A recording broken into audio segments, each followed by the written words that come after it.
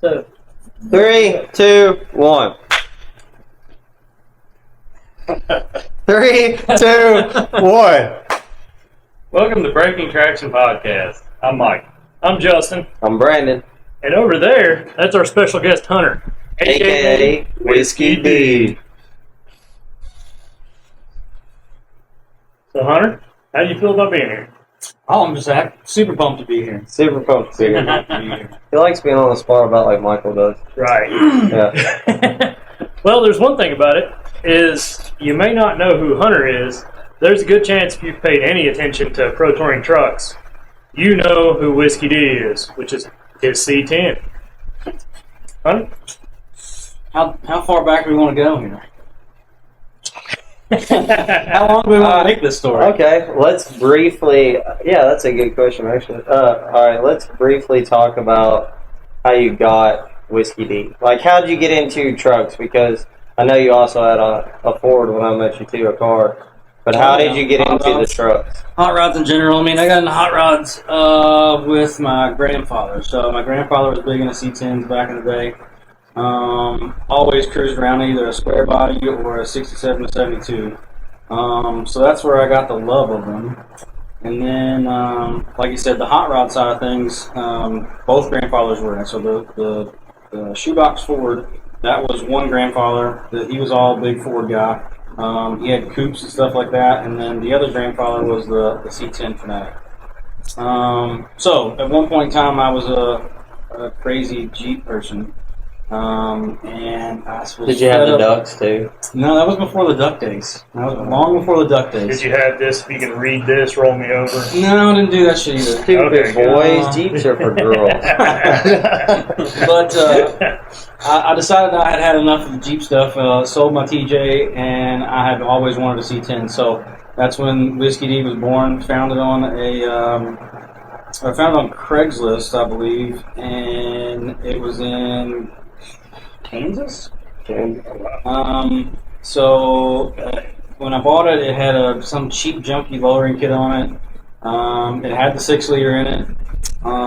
Vent sheet, pretty basic. Not a whole lot. Not a whole lot there.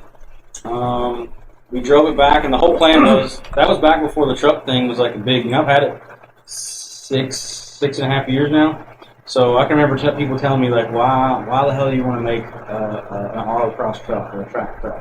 Well, not to like cut you off, but like in the first episode, that's something we talked about too. Like in the beginning, 5 or 6 years ago, there was only like a handful of guys that were really doing the truck autocross scene. I mean, me and you have kind of briefly talked about it off camera and stuff like that, but for the most part, it was mainly cars. Right. It was all cars. I didn't see any trucks. If you did see a truck, nobody thought it was fast. Well, I can tell you the one truck that was C10R. That was the only one. Yeah, that was where I got the inspiration. I was like, that truck is so sweet. I'm going to build something similar to that. Now, without jumping ahead, do you feel like now you've gotten close to that? Oh, yeah. I think she's getting close. This is phase... we could say phase 4, maybe 5. I'm losing count. I've lost count over the last 2.5 years, I would say. So when I brought it home, I did do the QA1 stuff pretty readily, and I always, it's the other thing you didn't see a whole lot was a T56. Like, you've never seen one with a T56 in it. So I remember buying that kit from American Powertrain and then the QA1 kit right off the rip. Put all that stuff in there, and then in the process of that's when we found all the rust in the truck, where the cab basically fell apart. I had to rebuild the whole front half of that cab. That's where the name Whiskey D came along. And I don't know if anybody understands that saying, but it's basically when you whiskey dick. So no matter what you do to it, it's not going to work. Kind of. So. And I will say this in his defense.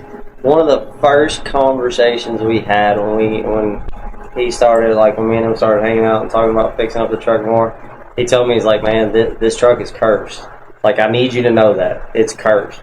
He's like, everybody who's touched it has had a problem or some issue. And I was like, man, there's no such thing as that, yada. I eat my words now. I believe it now. Man. I believe it. I mean, it will fight you tooth and nail the whole way. I don't know if it's the truck or me. I'll tell you though, when it makes that one good lick though, that's what it'll set the world on fire. Then you turn around and you only make one out of like 5. It's just like drag racing for some reason. I don't understand. But we did get together. I got together pretty good and did a little bit of racing, and then I broke it a couple times, and that's when I met you at LS Fest 2 years ago. It's been 2 years now. This past one was our 3rd one, so yeah, me too. Yeah. So that was when it had. And granted, I want you to understand, so everybody gets a really good picture of this in your head, because I don't have a picture of this. When I first seen this guy, he had him and 3 of his friends standing on the roof of Whiskey D. Not the bed, the roof. I mean, and I'm like, who watching are drifting. these We were watching dumb drifting, people, dumbasses standing on top of this? I'm like, this whole roof's going to cave in. Yeah, we had to get that good spot for the drift, you know what I mean? But, after that, we were like, I was like, I got to go wider tires. It was just skating all over the place. That's all it really did. I had some, I think we had Falcons on it then, or I think it was BFGs. No, BFGs. Some BFGs on it then, but they were like 9 wides and 18, so it's a little skinny tire, but it skated all over the place. So that's when we got together. We did the 30-30 Auto Sports and put a big sway bar on it. Mm-hmm. And then by doing that, we destroyed that chassis. Like, I hate to say you make one change and you learn so much about it, but we found the more and more he kept pushing the truck, the more and more out of whack it was getting. By the time it was all said and done, I know he'll get to this, but like the frame was 3 inches to the left in the front, and the right rear frame rail was like 4 inches higher. So in the at this back point, it's stock frame rails. No, just QA1, just suspension. It had a big fat bar in the front, and then a QA1 kit on it. But I was beating the death out of it. Right. But okay, now I don't want to cut you off there because I don't want to jump too far ahead. But in what would you say? Now, obviously, I'm not talking about the grand champions and the your top tier guys. But would you say that you were semi-competitive with that setup? It was decently competitive. I mean, and you got to go who are we comparing to? Are we talking about the truck game? Because I mean, in the truck, obviously, you got to compare yourself to the trucks right now. Because I mean, yes, there are situations where we beat cars. Well, that's what I say. It was fun to go beat up on because we used to beat the death out of little Miatas and Civics at the local autocross events all the time with it, and people would get so bent out of shape like. I can't believe this old farm truck's out here beating me. But yeah, I mean, it was decently competitive with the rest of the field as far as truck goes. I mean, it wasn't beating the brakes on anybody, but we stayed right up there with some of the best. I feel like at the time. I'd say too, with the progression of the sport, though, you could, with the changes that you've had to make, leading into this year. I know a lot of this year you had to sit out because you were in the rebuilding process. But like LS Fest, and now you've got C10 Nationals coming up too. I know a lot of it's going to be driving and getting a feel for the truck again. But overall, with the progression of the sport, how do you see it going? You like the progression of the truck, or what do you mean? Both. I mean, the sport and the truck. Well, I mean, I think the progression of the sport is obviously we know it's taking off, right? Because we're seeing trucks be built left and right. I mean, I see a new one. Obviously, we all stay on Instagram and follow all the latest builds, but I mean, it's constant. You see a new one every year. I don't think it's going anywhere. If anything, it's getting much, much better. Yeah. Which is why we're here talking to you right now. We want to grow with it. So, thankfully, we've had some cool people jump on board with it because I think they're in the same boat as we are, with that. So. Well, I think too, as the sport has grown, we've opened up the eyes of a lot of companies that were it's hard to be either a privateer or, even a small town shop or anything like that to go to these big companies like QA1 or Rod Tech or, and tell them, hey, listen, this isn't working. Most of the time they're going to laugh at you. Or just blow you off. Yeah. Because they've got years and years of, engineering and people in house that do all this stuff for him. But you know, I feel like, and I know at this point, I know he feels the same way.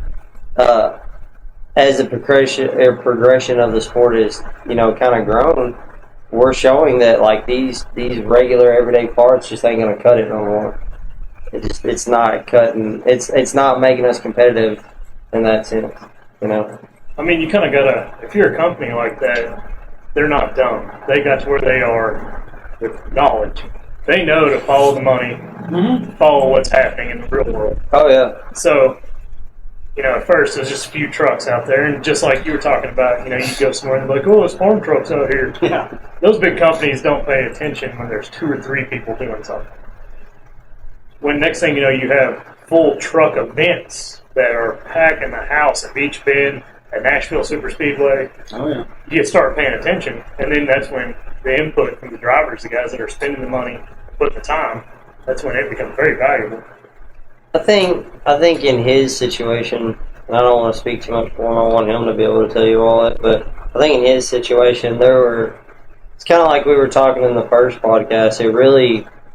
There are key moments that can change the course of not only the sport, but can change the course of your career in the sport or your want to do the sport more. And you can literally throughout your career, I know at least for me in the last 5 years, I can tell you the key moments that changed not only me wanting to do the sport more, but you know, or the people that were involved with that, or the people that I look up to, or the people that I learned from.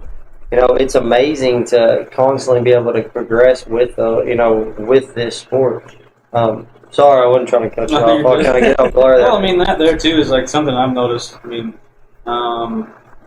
the companies are going to get involved with the people that are always at the events. That's something I thought about all the time when I was a kid. It's like, how do you get truck sponsored? How do you, growing up, going to the shows and stuff, it's like, how do you become one of those guys? I'm like, if you're always at the events, you're always putting on a show, the truck shows up in magazines, it shows up in videos, even though you don't have this massive, like, Instagram following or social media following, you still, like, they see that. Those companies see those people at those events. And it's making those connections at those events. You know, usually when I'm at those events, I'm trying to sell myself at each booth. You know, right. Walk around shaking hands and kissing babies to some extent. You know what I mean? But, you know, one of the big ones was at C10 Nationals when we had a failure. We had a massive failure at C10 bad. twice.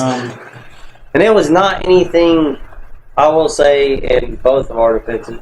It was nothing that we did. No, we didn't do anything. Yeah, it was actually a component failure of the kit. Yeah. And something that, they rectified and they made it right. But it was just something, when you're building stuff like that, obviously there's going to be shortcomings. It's something that's going to happen. It's part of business. As long as they made it right, that's all that, we really cared about. Who is that company? QA1. Yeah, that company is QA1. So QA1 was there, and I don't know, actually, were they? No, they weren't there. They heard about it, I think, what the deal was. But the couple of guys at QA1 reached out to me and said, hey, I want to make it right. And they said, I've got the new shock coming out, which is the Mod Series shock, and they had the crossmember that they just came out with the C10. So it replaces the entire, K-member, essentially. And then the Mod Series shock's a 4-way adjustable shock. They gave us all those, the whole front end setup, and it converts everything to the steering component. Rack and pinion, yeah. So, and you can reuse, if you're a customer with them and you've already bought a coilover kit, you don't have to go and buy a whole new kit to do that tubular crossmember. Yeah, it's all modular, so you can take all the old stuff. You got uppers and lowers, and those uppers and lowers bolt on to that crossmember. So we did that. That was so they sent us all that stuff after that failure. We basically brought it back here, and that was this last phase. So this last phase is we knew the chassis was total shit. There was no saving it. I think we pulled the engine out that day, and after looking at the frame rails without the engine in there, we're like, there's no not even point even thinking about this. It almost looked like it had like a lean to it. It did have a lean. Like a pimp lean. You know what I'm? Yeah. And I drove all the way to Cleveland. Had it and picked it up. Nice. Yeah, he cut it down for us before we got a hold of it, and then that's it was Wes. Yeah. I can't ever remember Wes's last name. I know he'll watch this, but we'll show a picture of Wes too because he's a Wes is a fast racer as well. But he shortened it for us. Brandon went and picked it up. We brought it back here, and then just last winter we just started blowing this thing apart.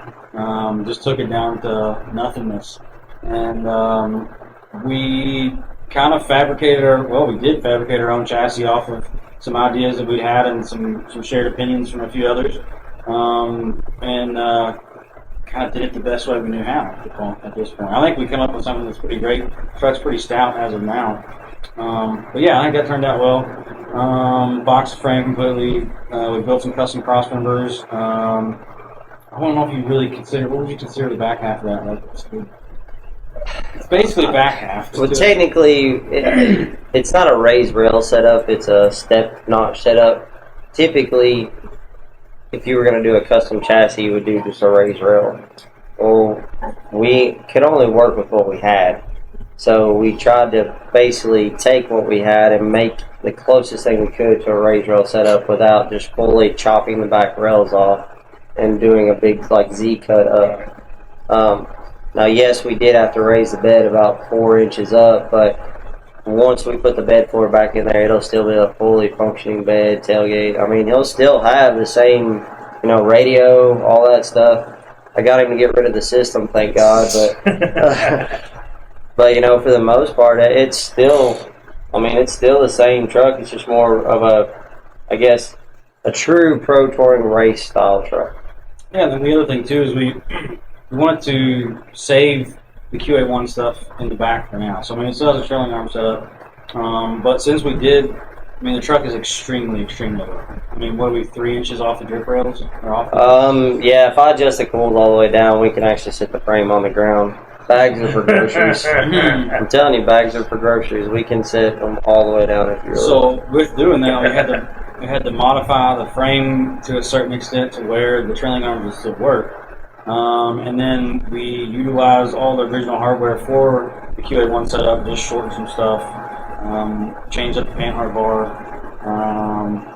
hacked some brackets off. We did all the exhausts. And then the other big change was the LSA. I had bought the LSA off of eBay or something like that, and was kind of like, what the hell? Let's see what happens. Glover, go. So we threw that on there. We got that tuned and all lined out now. So that's kind of where we're at the moment. We haven't had a lot of testing as of yet, but we did just get some beautiful new hardware, which is a Ford 9-inch from Quick Performance. So that's absolutely gorgeous. I'm excited to see how that's going to play out. So. And that, explain to them, you don't have to go into grave detail, but explain to them why you went to the 9-inch versus what you were doing. So, a 12-bolt will be good in this outfit for so long. I can't say that to 100% either, because I've seen some guys that run 12 bolts that won't have the knockback issue like we have. But that's one thing I struggle with extensively because of the C-notch. Not the C-notch, but the C-clipper in. Since the 12 bolts is C-clipper in, it allows those axles just to shift just enough when you're pulling some G's on the track to push your pads, what we call knockback, pushes your pads off of your rotor. That means when you go to grab that brake, when you come out of that corner, there's no brake there. It's more oh shit. Yeah, you just hit the gas again. Yeah, or you can do that. Downshift, pop the clutch, that kind of stuff. I've been known to do that. But yeah, slide it through that corner. As we're trying to get fast times, I told you, no goofing off in this crowd. But you had to pump 2 or 3 pumps to get your brakes back. I kind of got used to it, honestly, but we've always had an issue with that rear end. I've blown that thing up 2 or 3 times. So and no, I did not rebuild it those 2 or 3 times. Okay. Did we really figure out exactly? We had an axle that was bent, and then we ended up finding that along with the chassis being bent, that he had an axle bent, and also we found that the front snout where the pinion, your inner pinion bearing, because he has a crush lever. He had a crush lever eliminator in there. You don't want a crush lever. And what it was is the pinion race where it sits in there. It was basically there was a cut into the case where it was putting too much pressure on the race. So it was causing a low spot, or actually it'd be a high spot in the race. So every time the race would go around, you'd get a roar, roar, roar, roar, roar, and it would eat races and eat bearings like crazy. And there's nothing you could do about it. It was bad. Yeah. I'm talking. Like, it was just time for that rim. You know what I mean? Just like that frame. It was time for the new chassis. It was time for the new rim. So, like I said, I called up Quick Performance and went with the 9-inch, and I just told them to give me all the beans, give me all the good stuff, so I don't have to worry about it anymore. So we got a full floater. That way we don't have to worry about that knockback anymore. And if you want to go super deep into the theology of a floating rim, you can. But yeah, that'll be for we'll have Mike's tech tips on that. Mike will explain to you what a floating rim is on the. But in all reality, it's just going to make the truck that much better. One thing we don't have to worry about anymore. So tell me this, with all the, I mean, I know you didn't get to race a lot this season. You did get to race LS Fest. You did get to race, what was the one in Louisville? Street Rod Nationals? Yeah, Street Rod Nationals. That was a good time. Rough course, but it was a really good time. Beat the hell out of the truck. Yeah. And then, I mean, your big event is C10 Nationals, but backing back up to LS Fest, I mean, man, tell me the big news from LS Fest this year. What's the biggest excitement you got out of it? That was super cool. So, the truck made the shirt, which was crazy to me because I don't know how that worked. You know what I mean? Literally, I thought maybe a situation like that, you get a phone call and say, hey, your truck's going to be on the shirt, or, whatever. The poster and all that stuff too. But literally, just a buddy hit me up one day, and he sent me a screenshot on through text message and was like, "Is this you?" And I looked at it and zoomed in. I'm like, "The hell if it isn't!" You know what I mean? And they actually took one of the shots from last LS Fest and I guess cartooned it and made it the shirt. But yeah, that was super cool. That was pretty pumped on that. So I mean, and I think this is kind of something that. This is one of those things where, like the last two podcasts that we talked about, where I say it's hard to explain. Like, 2 years ago, nothing. Nothing. No magazine pictures, no sponsors, no nothing. And in 2 short years, now he's got sponsors, now he's in magazines, now he's on a poster and t-shirt for an event. And not just a event. Yeah, the event.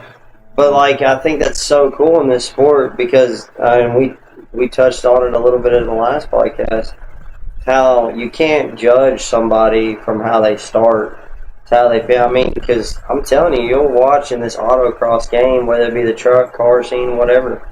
You'll see somebody that'll start off terrible, and just in a few short seasons, by the work that they put into it and wanting to learn and grow, and you've also heard him talk.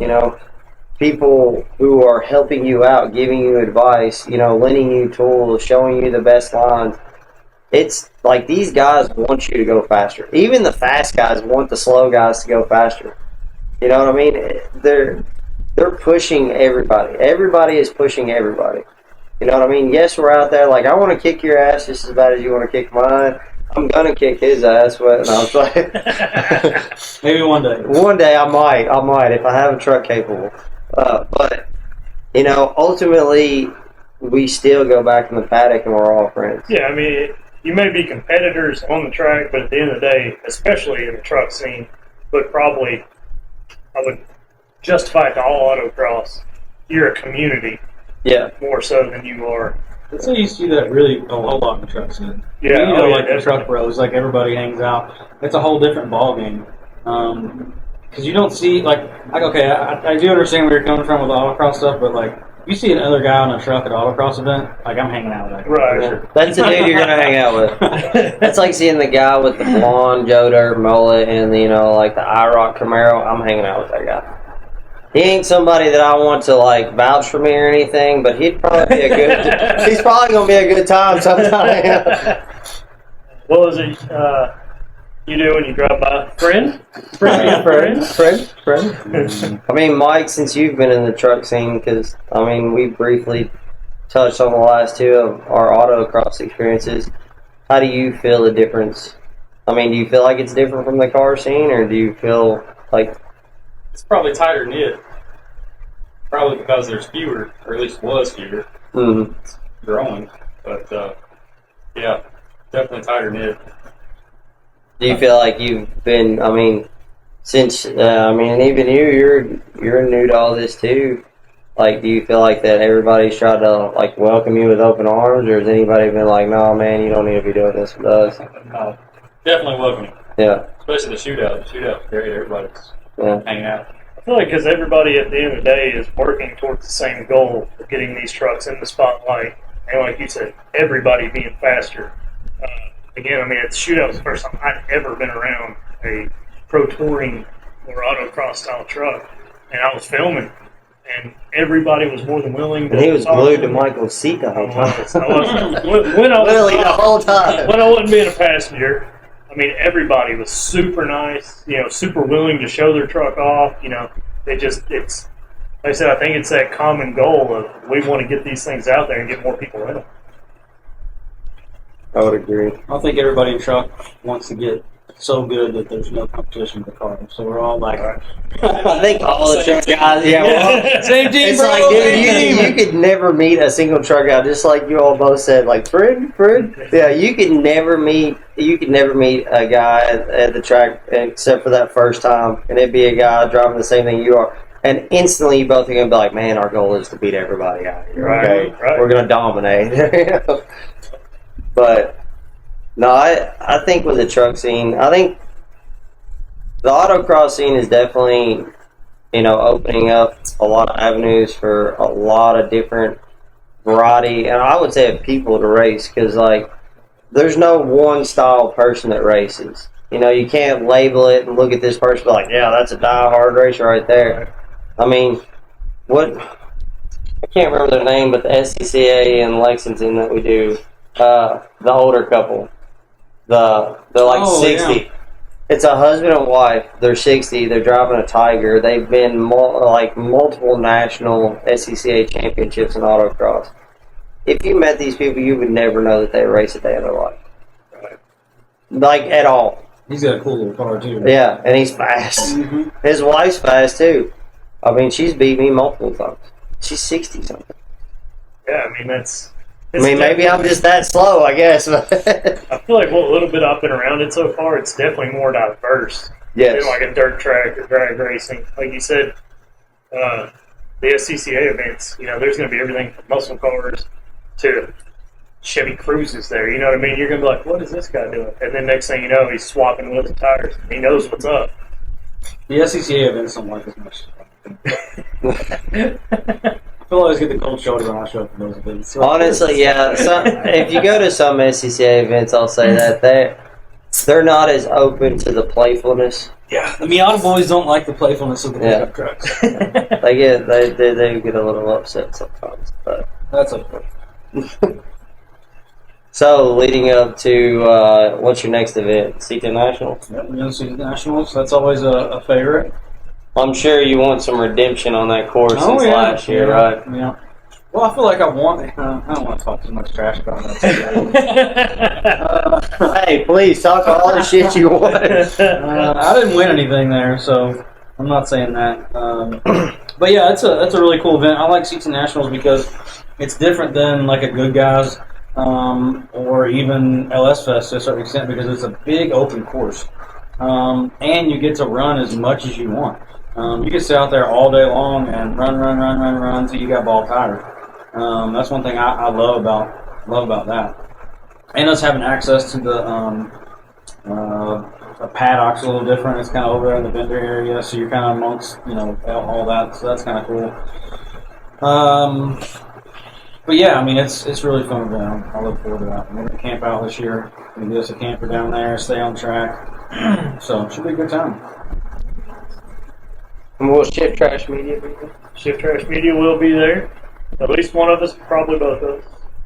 No, we're saying both of us. Both of us, we will be there. We will be there. High Speed Lifestyle will be there. Yep, I got to defend my title. Sorry, didn't you won your class last year, didn't you? So it's year range, right? So you just gotta hope that no more fast cat eyes show up. Is that the deal? I mean, I beat the fattest, or the fattest. Yeah. I beat the fattest cat there. I beat the fat, and John, man, when John sees this, he's gonna be so pissed. No, honestly, we've said it, we haven't said it much on here, but there's not a lot of new generation trucks, and when we say new, it's MBS, which would be 99 and above. There's just not a lot of them out there. Hopefully, I want to see more. I know there's a couple being built right now, and I'm really anxious to see them. But my biggest competitor, unfortunately, is not going to be there because he scattered his motor. He wasn't at LS Fest either, so he's not going to make it to. No, I've even. It's just like a 2-week difference. Yeah, we even called and tried to, see if we could get him parts because that. We were joking around on the phone, like, we will literally help each other out with parts to try to help beat each other. Like, that's crazy. Like, if you think about that for a second, I'm going to help this guy get his parts so that he can beat me. Or try to beat me. Try to beat me. Try to beat me. You heard that, John. But yeah, I mean... This year, there's supposed to be some new ones coming out that are going to race in Nashville. There's one in particular that I'm looking forward to. He's all-wheel drive, and he's coming with about 1,100 horsepower. So I'm kind of eager to see how that's going to play out in my favor.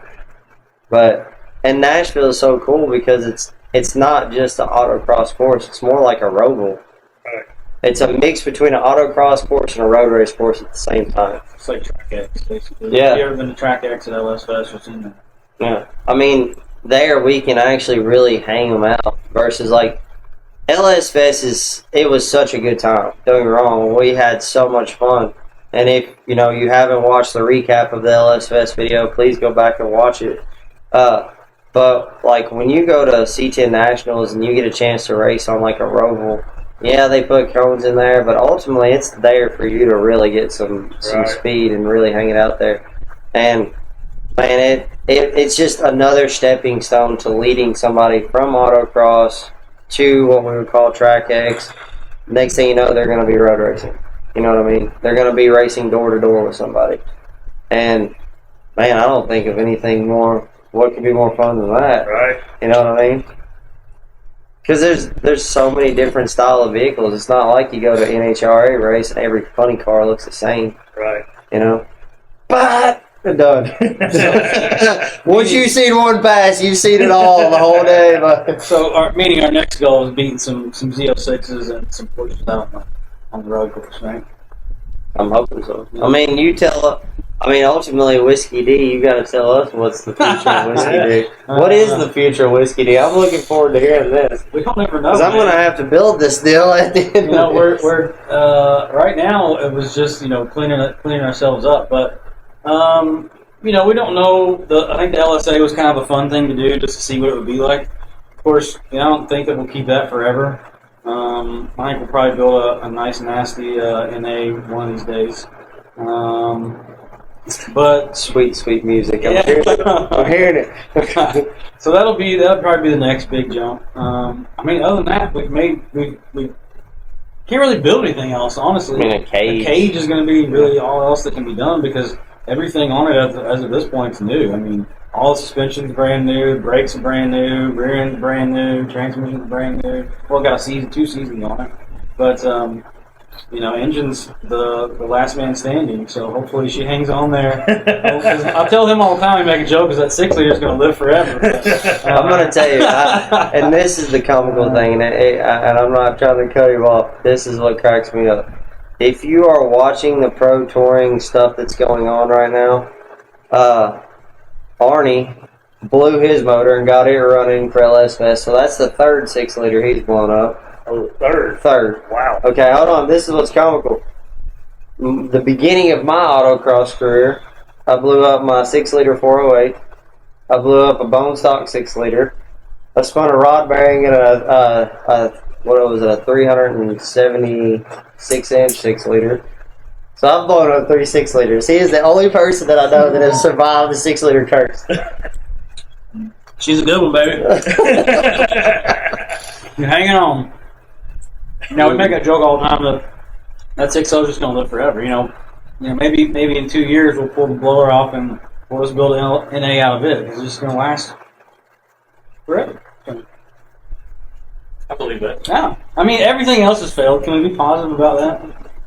That is the one outlier to the rest. You kept telling him it was cursed when you first brought it in. It's the only thing outlier. Notice I'm not saying. I'm just letting y'all talk on this one. I ain't saying nothing. And actually, the engine is the only thing that has not been bad to us yet.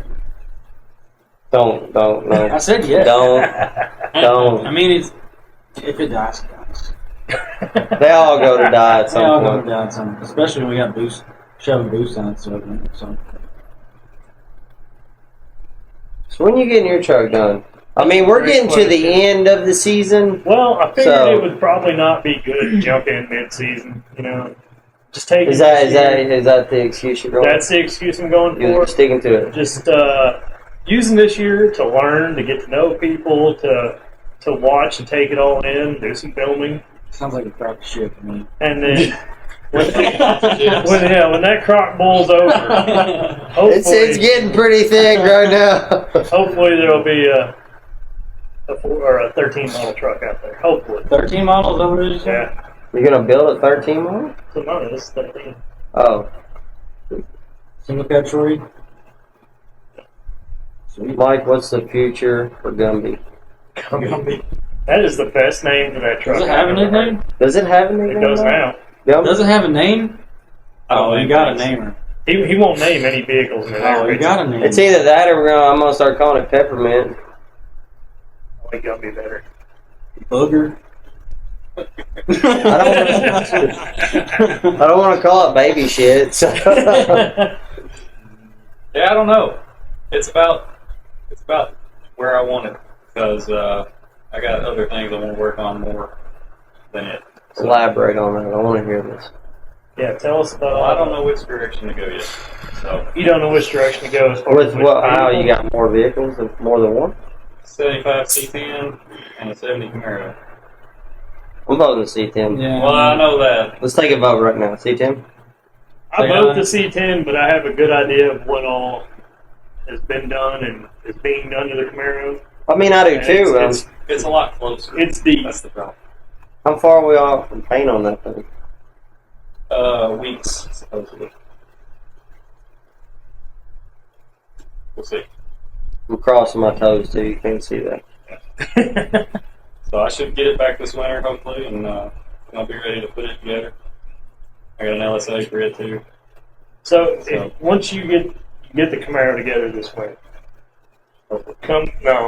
you are this Have spring. you ever built a vehicle? No, Remember, he's just a fanboy. just a fanboy. That can be considered You're the crew chief. the crew chief. Yeah, I don't build. I tell people. But it You've essentially been talking a lot. not yet. So when you put it back together, it's essentially ready. We have it cross track. All the parts and everything you guys sitting there drinking. Pretty much. So come spring, it's making blower noises and doing handling Camaro things. Yeah, but he can't hang out with us truck guys anymore. Well, he's still got Gumby, I'll just be sitting in my car looking at you guys having fun. but that's the perfect chance. As soon as it's done, you might as well be stockpiling parts for C10. That's a good plan. See? We solved it. Man, I'm not gonna be racing by the time that happens if we wait this long. It's gonna take a while. I'm in the same boat you are, so don't worry. I've been But at least I have forward to keep me happy for a little while. Building other ones. That's the way I'm looking at it. I mean, and that is the good thing is both of y'all are currently building other stuff, but you have a functioning vehicle that is race capable at the moment. I feel like when you race, you usually have to do that. Right. We didn't talk about my 2 shit boxes that I drove Dude. in the meantime of CDV. Man, But it's just like if you Man. have that in your blood, you got there was no way that I couldn't. I had a shit box Miata that I drug out of We call it someone's side yard. it was called the tube Yeah, we sock. named it Tube Sock. That car was actually really fun. And it did damn good. I'm not gonna lie, I whipped it around a couple times. It was a fun little car. Yeah, I was very upset to admit that I enjoyed driving. I did too. I was upset at myself. I was upset at myself the whole time when I was putting it together. Like, this thing is like, I used to make fun of people that drive these all the time, and now I'm driving one back and forth to work because it's just too much fun. But but the paint was falling off of it. It had we had some nice. We get Falcons on it, pullovers, nice shifter, and then we just beat the death out of it. And then I sold that and got an S2000. Dude, I thought the S2000 was going to just be the bee's knees, and I liked the Miata better than I did the S2000. Really? I concur. The S2000s are just too finicky, man. They just got too much. Just too much. And the other thing about the Miata, dude, you can buy them a dime a dozen. There's parts that they everywhere. Dude, the S2000 parts they're like gold. I figured it out. The Mazda Miata is the autocross version, or is what a Fox body is to drag racing. Pretty much. Yeah. Like, you can get anything you want for a Fox body to go. Like, we could probably bring in a roller Fox body, throw an LS motor with boost on it, and put a K member and everything underneath of it in a week. It'd probably be drag racing, that weekend. That's exactly how a Miata is. Yep. It was fun, dude. I had paid $250 for that car, and I think I put another $3,000 in it, and I had an absolute blast for a year. I fly spotted the tires twice and didn't pay nothing. It didn't pay nothing. It sure did. And it didn't have enough power to do a burnout to flatten back out. Yeah. You couldn't just put it up against the building or nothing. I don't think it would have done that. I think it would have bogged down and killed itself. It had some 200 treadwear Falcons on it. There's no way that thing would sit the tire. All 95 horsepower of it. You going the Miata route? It sounds good, but no. Yeah, I would do it. I would do it again. If I came across another cheap one, I'd buy it. Yeah. So, no comment. Gumby's not getting anything else? Not unless it needs it. If it tells me it needs something, then I guess I'll have to. Please, Gumby, let the transmission go out so we can put a 5-speed in it. That's throwing straight curses. So we can put a 5-speed in it, make it a gear banger. That truck would be cool as a gear banger. Yep. Take donations. I mean, you never know. You keep racing it up in the truck. That's true.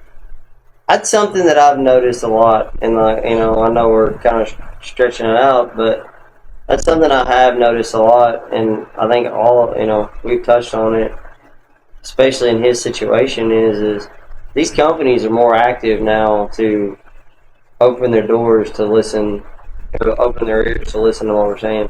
I mean, in the truck scene, for the most part, there's a list of crucial things if you want to be super competitive. Your tire, all 4 of them have to start with a 3. You really need to have a manual. You don't have to have a manual, but it'd be better to have a manual. You need a floater. And you need some kind of, you don't have to have crazy horsepower, but, for the most part, tires and wheels, a manual, and a floater. Everything else you can piece together as you go. One of the things I'm going to say is one of the first things that I would get. A helmet. Seats are good. Dude, seats huge. That was one of the biggest things that changed the game for me was a legit bolstered racing seat, because you don't know until you get into one of those how many muscles you're using to keep yourself planted rather than using those muscles to focus on driving. That's a big one.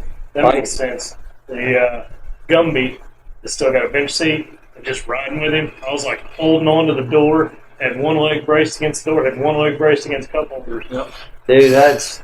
I don't know how he did. I'm going to tell you, I was quite proud of him by the mounts that he made to put that harness in there, because I rode with a buddy of ours. His name is Jeff Kunk, and we will show a picture of his truck. Cause I rode with him with a bench seat and just lap belts.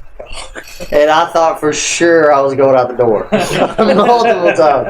I was like, I'm going out the door. This is where I'm just going to zing. Ejecto-cito, cuz. You know what I mean? For sure. I'm almost certain there was an inside video. I'm almost certain me and him went clack with our helmets.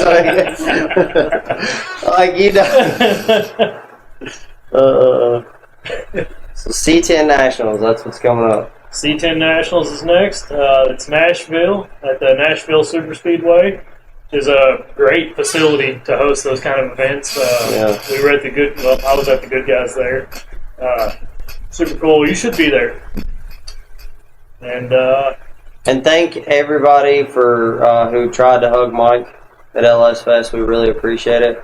Now, if you see Mike at C10 Nationals, we are going to prepare you for we're going to prepare you for a new challenge. So if you weren't in the 5 that won the T-shirts from hugging Mike, we're going to have another opportunity to win some T-shirts and stickers. We just don't know what it's going to be with Mike yet, but we'll let you all know. We'll keep you posted.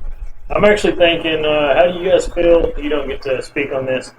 How do you guys feel about we just start a hashtag hug for Mike?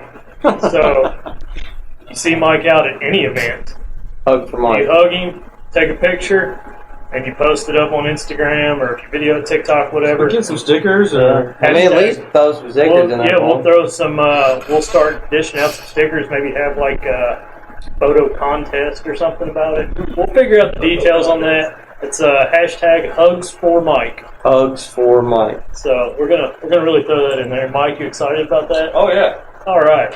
Mike, Oh, you yeah, feel like definitely. you were very open-armed at LS Fest. You were willing to receive and be a giver. Of course. You seem like that kind of guy. Yeah. I've been told that. The word on the street was you did receive the hug well.